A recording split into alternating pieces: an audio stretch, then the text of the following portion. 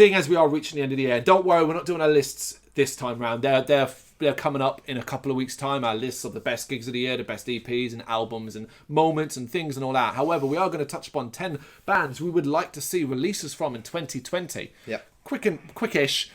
Basically, I imagine we've got some doubling up here.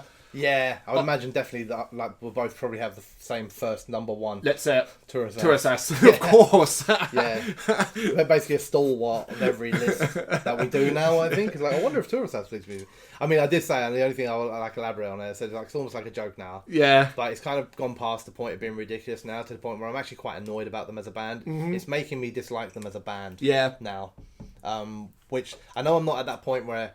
If they released an announcement, say like next month or whatever, and said like, yeah, there'll be music out until 2020, yeah, I'd still be cool with that. I'm still excited by that. Yeah. But I know I'm getting further and further down the line of like, do you know what? I don't care anymore. Fuck you. Just forgettable. Just like whatever, guys. We moved on. So yeah, it's kind of the joke's wearing thin now.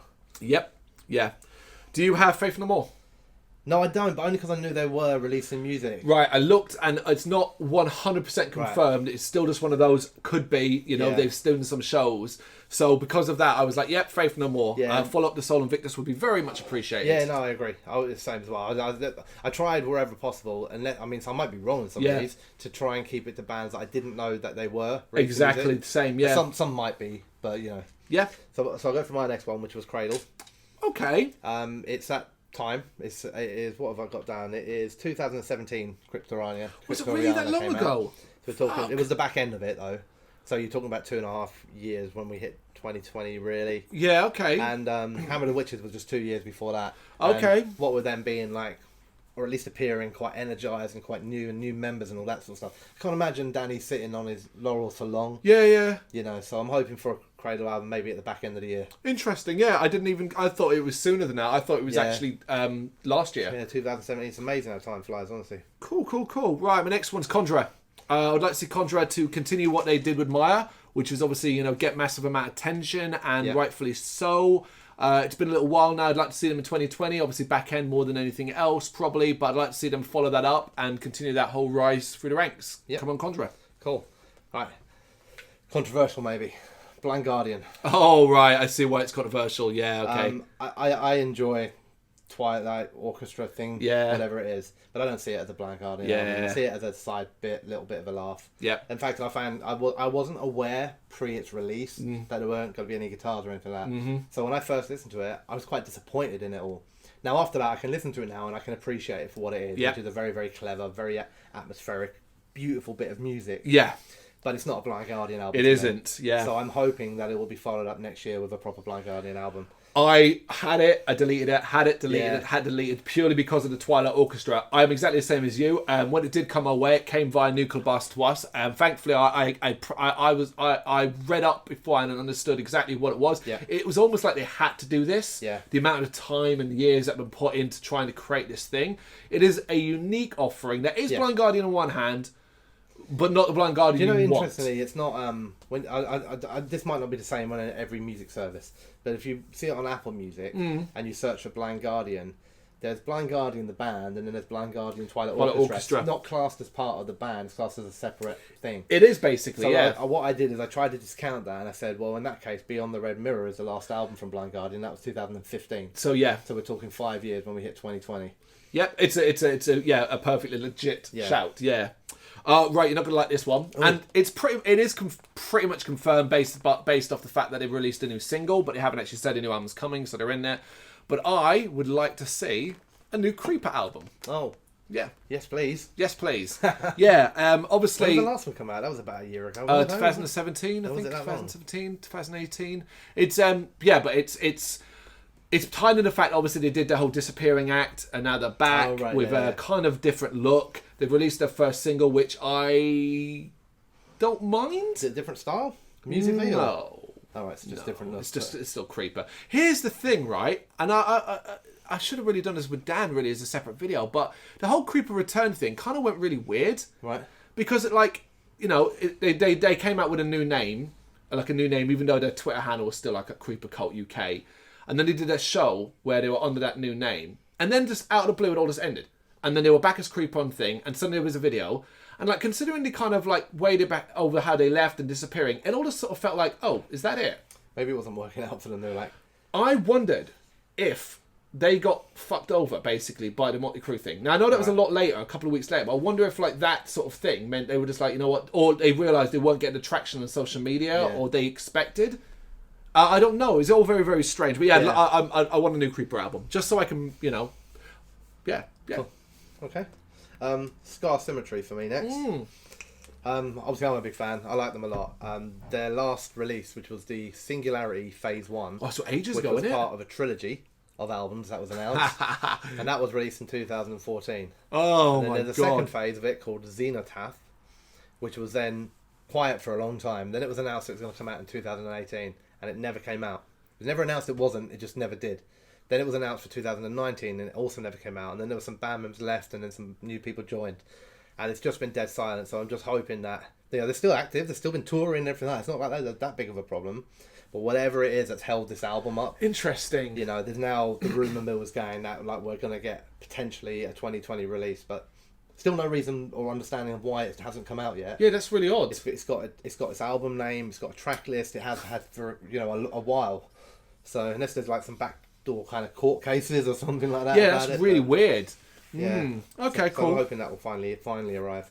And then we can wait 10 years for the third part. Yeah, Jesus. My next one is Devil Driver. I'd like a new Devil Driver song. That album that's not the second part of the country and western stuff, please. Yeah. An actual Devil Driver album, please, would be pretty cool, I think. Yeah, no, it would. Yeah, it would, definitely.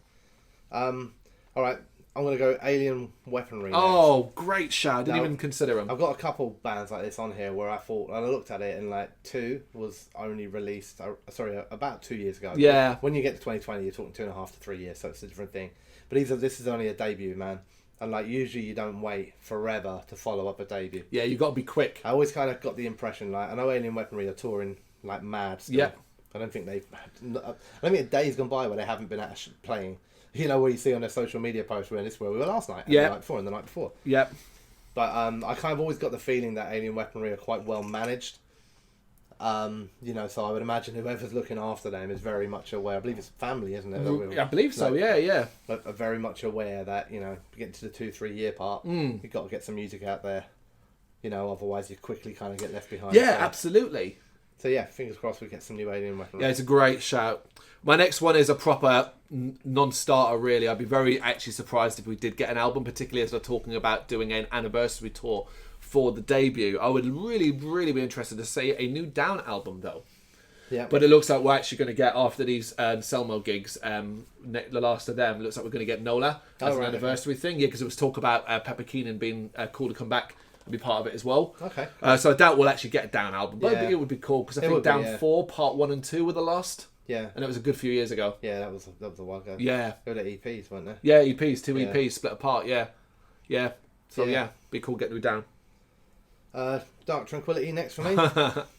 Okay. Because the Tom was what, 2016? 15. 15.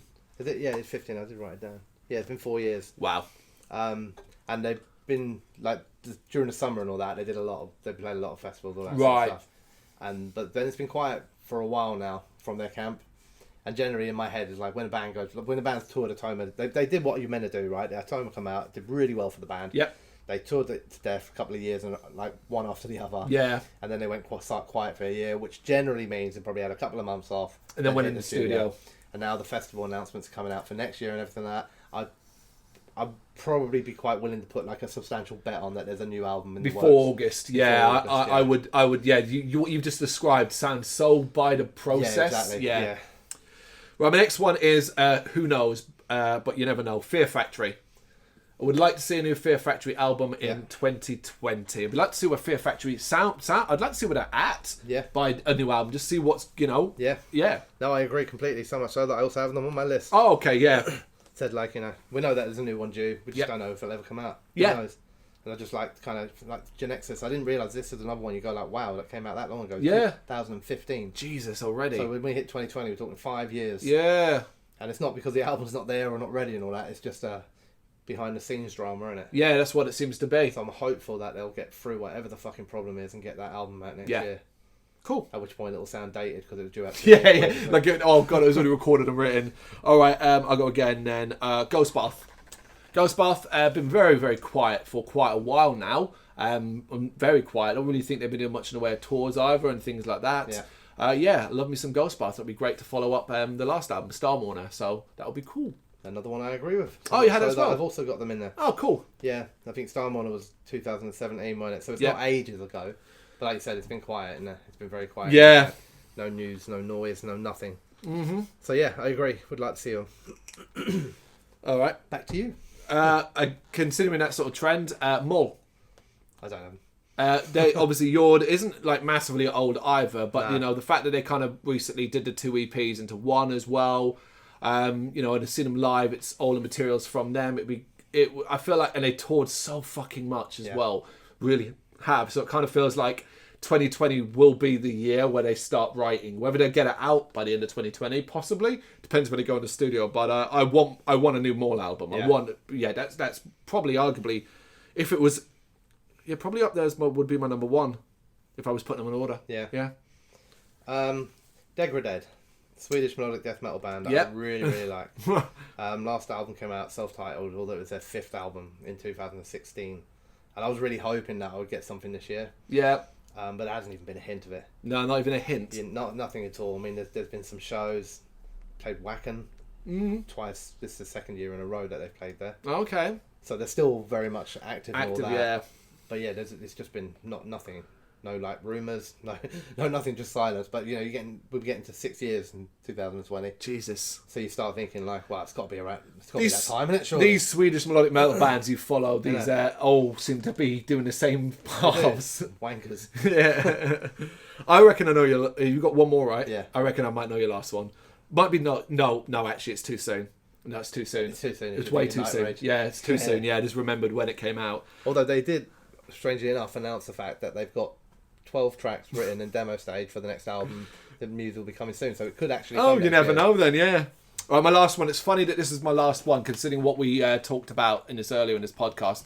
But I would really like to see, and it's exactly what Brennan said when he was talking, just to see where they're at. I'd like to see a new Machine Head album.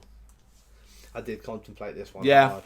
Yeah, that's it. I just want to see, just to know that, you know where it's like, is there anybody out there and then wasn't massively reflective of what the album we got? Yeah. What was their fucking song they released recently? Recently? Yeah. Do or Die. Do or Die. Die, motherfucker. Yeah. Motherfucker, die. So that we can all forget that and banish the bad taste of that song out of our mouths with what is a Blackening Part 2. Do you know what I mean? Like that, the quality of. Yeah. I mean, you know we're not going to. No, I know.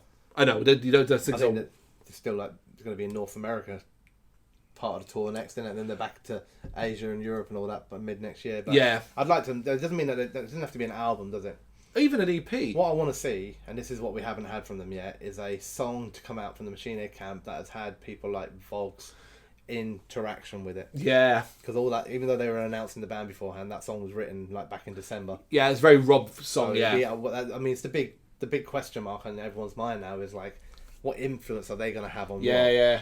So the next song that comes out from the Machine Camp that they've been involved in the writing of, if it is just another Rob Flynn one, then we know that they've got no influence whatsoever. Right, yeah, you're right, yeah. So it's going to be a key moment. Key moment, exactly that. My last one is Zealanada. Oh, on it again, removed it because I felt it was too soon. Yeah, so did I. 2 years since Stranger Fruit.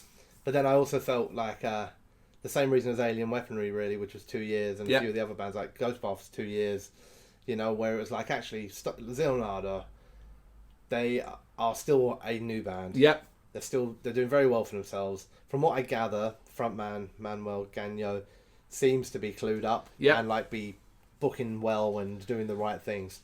I just can't see they're going to sit on 2, 3, 4, 5 years before they write. So I'm not saying it'll happen, but I'm hopeful. I'd like to see a Zealanada like back end of next year. That would bring it up to nearly coming up to 3.5 years since Stranger Fruit came out. That's a good yeah, it's a good shout. It is. It really is. It is. It's one I certainly considered as well. Yeah.